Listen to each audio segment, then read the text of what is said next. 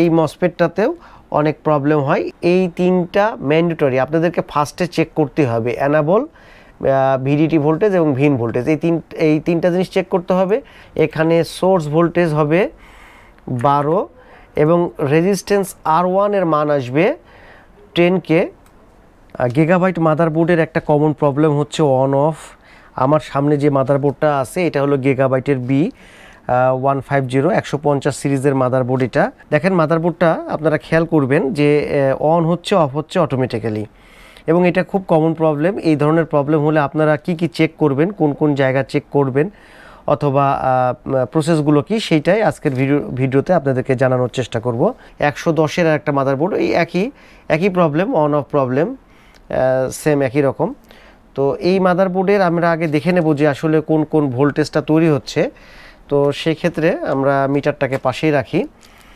আর আপনারা যদি এই ধরনের প্রবলেম হয় প্রত্যেকটা ভোল্টেজই চেক করতে হবে। দেখেন এটা হলো 1.2 ভোল্টেজ, মানে আমাদের র্যাম ভোল্টেজ তৈরি হচ্ছে। আমাদের পিসিএস ভোল্টেজ হচ্ছে কিনা সেটা দেখতে হবে, পিসিএস ভোল্টেজ আছে। তারপরে আমাদেরকে এই মাদারবোর্ডে চেক করতে হবে সব অন অফের ক্ষেত্রে আপনার ভিসিসি এসএ, ভিসিসি আইও ভোল্টেজ, সেটা চেক করতে হবে। আমরা এখানে যদি চেক করি, এটা ফ্যানটা সাইডে রাখি, আমরা এখানে দেখতে পাবো যে এটা হলো ভিসিসি আইও ভোল্টেজ, ভিসিসি এসএ ভোল্টেজ তৈরি হচ্ছে কিনা। আইওটা আছে, এসএটা একটু দেখব, এসএ ভোল্টেজটাও কিন্তু জেনারেট হচ্ছে। তো সব ভোল্টেজই আছে, কোর ভোল্টেজটা মনে হয় নাই। কোর ভোল্টেজটা না থাকলে কিন্তু অন অফ হবে, কারণ প্রসেসরে যখন ভোল্টেজ পাবে না তখন এরকম মাদারবোর্ডটা অন অফ করতে থাকবে, মানে ট্রিপ করে।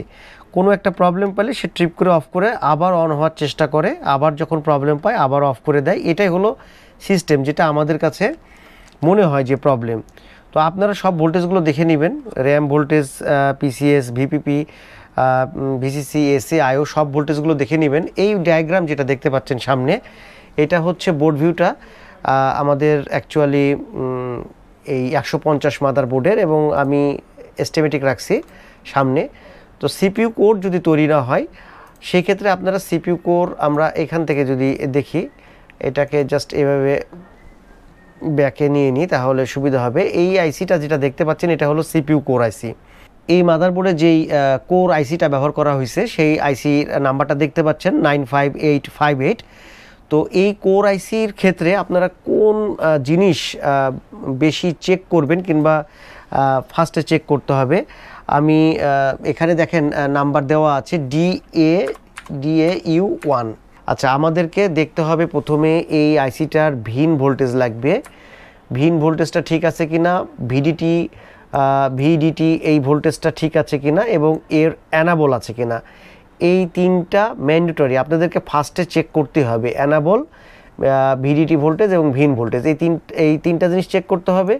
আর এই গিগাবাইট মাদারবোর্ডের সবচেয়ে বেশি প্রবলেম হয় হচ্ছে, আপনাদেরকে দেখায় যে এইখানে যে রেজিস্ট্যান্সটা আছে, এই যে ভিন ভোল্টেজের এই জায়গাটাতে দুইটা রেজিস্ট্যান্স দেওয়া আছে যেগুলো ভোল্টেজ ডিভাইডার সার্কিট ফলো করে এখানে ভিআর অ্যানাবল, মানে এর যে ভিআর অন সেকশনটা, কোর আইসির যে অ্যানাবল, সেই অ্যানাবলটাকে অ্যাক্টিভেট করে যেই রেজিস্ট্যান্স দুইটা, এই রেজিস্ট্যান্সের মান কিন্তু চেঞ্জ হয়ে যায়। যদি চেঞ্জ হয়ে যায় তাহলে সেক্ষেত্রে কিন্তু এই মাদারবোর্ড কিন্তু অন অফ হবে এবং এটাতে কোনো রকম সিপিইউ কোর ভোল্টেজ তৈরি হবে না।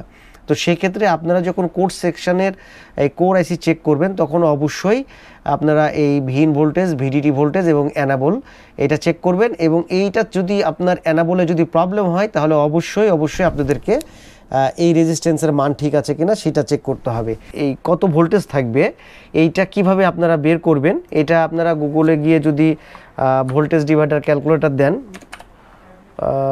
ভোল্টেজ ডিভাইডার ক্যালকুলেটর লেখেন, এই যে চলে আসছে। এই ক্যালকুলেটরটা দিলেই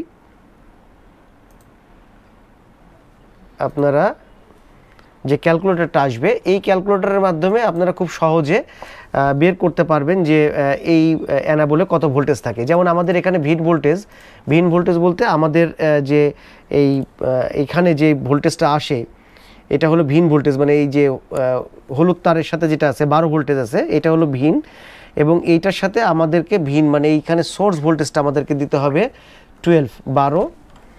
12 দিতে হবে।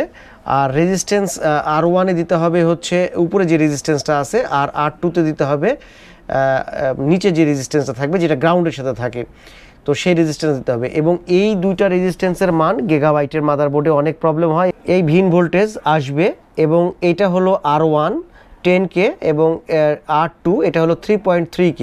এখন এই VR অন এই অ্যানাবলে কত ভোল্টেজ থাকবে সেটা আপনারা যদি ক্যালকুলেশন করতে যান তাহলে আমাদেরকে দিতে হবে হচ্ছে এখানে সোর্স ভোল্টেজ হবে 12 এবং রেজিস্ট্যান্স R1 এর মান আসবে 10K, রেজিস্ট্যান্স R1 এর মান আসবে 10K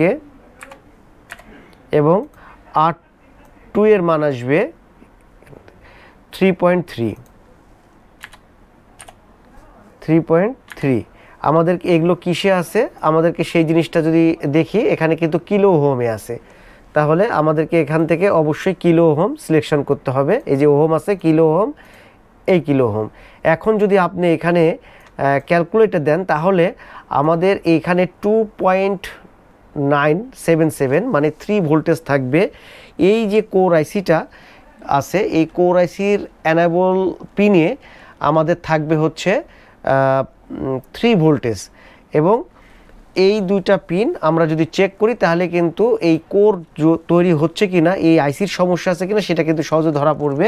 এই ভিন ভোল্টেজ এটা থাকবে 12 ভোল্টেজ, এটা 12 থাকবে এবং এইটা থাকবে হচ্ছে ভিডিটি, এই ভোল্টেজটা থাকবে 5 ভোল্ট। এই ভিডিটি ভোল্টেজটা কোথা থেকে আসে? এই ভোল্টেজটা আসে হচ্ছে এখানে একটা মসফেট ব্যবহার করা হয় DAQ5, এই মসফেটটার মাধ্যমে আসে। এই মসফেটটা অনেক প্রবলেম হয়, এটা আপনারা চেক করবেন। এই মসফেটটাতেও অনেক প্রবলেম হয়। এখানে কিন্তু আমাদের থাকবে হলো 5 ভোল্টেজ থাকবে, এই 12 ভোল্টেজ আসবে এবং 5 ভোল্টেজ আমাদের এই কোর আইসিতে চলে আসবে। তো সেই ক্ষেত্রে এই প্রবলেম হয় এই তিনটা জায়গাতে, যে কোনো জায়গাতে প্রবলেম হওয়ার কারণে এই সিপিইউ কোর জেনারেট হয় না। যদি ভিসিসি এসএ এবং আইও ভোল্টেজটা তৈরি হয়, আমার এই মাদারবোর্ডে কিন্তু ভিসিসি এসএ আইও ভোল্টেজটা আছে এবং সব ভোল্টেজই আছে, কিন্তু তারপরেও মাদারবোর্ডের রেজাল্ট হচ্ছে এই যে অন এবং অফ, কোর ভোল্টেজ তৈরি হচ্ছে না। কোর আইসির জন্য যে তিনটা বিষয় ম্যান্ডেটরি, তিনটা জায়গা, সেই তিনটা জায়গা অবশ্যই আপনারা চেক করবেন। আশা করি আপনারা প্রবলেম পেয়ে যাবেন। এরপরেও কোর আইসির অনেকগুলো জায়গা আছে, অনেক কিছু চেক করার আছে, সেগুলো পর্যায়ক্রমে, কিন্তু নর্মালি হচ্ছে আপনার এই তিনটা জিনিস আপনারা চেক করলেই প্রবলেম পেয়ে যাবেন। আপনারা এই মসফেটটা চেক করবেন, ভিন ভোল্টেজটা আছে এবং এখানে আমাদের ভিআর অ্যানাবল মানে ভিআর অনটা আছে কিনা এবং এই রেজিস্ট্যান্সের মান ঠিক আছে কিনা, এই কয়েকটা চেক করবেন। ইনশাল্লাহ দেখবেন যে প্রবলেম আপনারা হয়তো ট্রেস আউট করতে পারবেন এবং এটা প্রবলেমটা সলভ করতে পারবেন। আমার আজকের এই ভিডিওটা কেমন লাগলো আপনারা অবশ্যই কমেন্ট করবেন। মাদারবোর্ড সংক্রান্ত যে কোনো তথ্যের জন্য আমাদের সাথে যোগাযোগ করতে পারেন। আমাদের shop address Munna computers, new market, Rajshahi. ভালো থাকবেন সবাই, সে আশায় আজকের মতন আল্লাহ হাফেজ, আসসালামু আলাইকুম।